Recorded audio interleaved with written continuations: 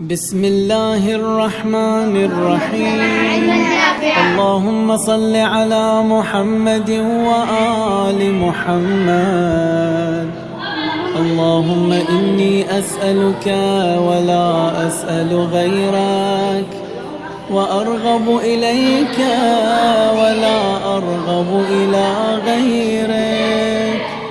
أسألك يا أمان الخائفين وجار المستجيرين، أنت الفتاح ذو الخيرات، مقيل العثرات، ماحي السيئات، وكاتب الحسنات،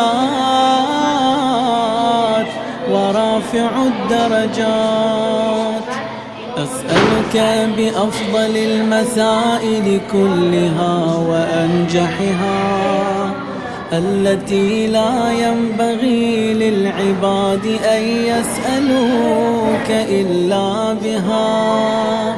يا الله يا رحمن، وبأسمائك الحسنى وأمثالك العليا ونعمك التي لا تحصى، وبأكرم أسمائك عليك وأحبها إليك وأشرفها عندك منزلا وأقربها منك وسيلة وأجزلها مبلغا وأسرعها منك إجابة، وباسمك المخزون الجليل الأجل العظيم الذي تحبه